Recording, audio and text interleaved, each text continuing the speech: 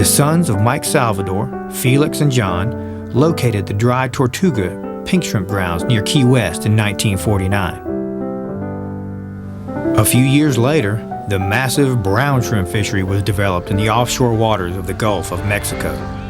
Shrimp boat yards sprang to life throughout the region. Over a few decades in the middle of the 20th century, the shrimp industry exploded. Marine electronics of all kinds opened new frontiers. Boats were no longer limited to nearshore fishing and returning to the dock by nightfall. Prior to the 1800s, there were no proven preservation techniques or means of relying. The fishery was introduced by Solicito Salvador, who later became known as Mike, an Italian merchant mariner who entered the business in Fernandina, Florida in 1899. Salvador immediately began experimenting in all phases of the industry, from production to marketing. To improve the speed and efficiency of his seining operation, Salvador equipped his boat with a small one-cylinder gasoline engine. This is believed to be the first time a power-driven boat was used in the shrimp fishery, and most likely occurred in 1901. Salvador's use of a power-driven vessel fostered a renewed interest in the shrimp fishery. Florida's production alone soared from 39,000 pounds in 1897 to over 3 million in 1902. As word of the technology spread, production increased steadily over the next 10 years. Prices remained constant, and shrimpers were able to sell all the shrimp they could land. Mike Salvador is largely responsible for this success. During the years that followed, Salvador continued to focus his energies on the shrimp trade. In 1906, he was joined by his brothers-in-law from Sicily, Salvatore Versace and Antonio Poli. The addition of these two men allowed him to devote more time to shrimp marketing. Many of them left their countries in search of a better life in a promising new land. These were tough, hard-working people who would brave the ocean environment and toil together in the tropical heat. They were Italians, Greeks, Sicilians, and Portuguese, Native Americans, African Americans, French, and Spanish.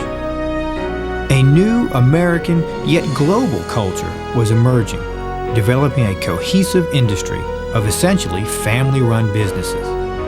Shrimping, like all commercial fisheries, is a unique industry in that it creates new money.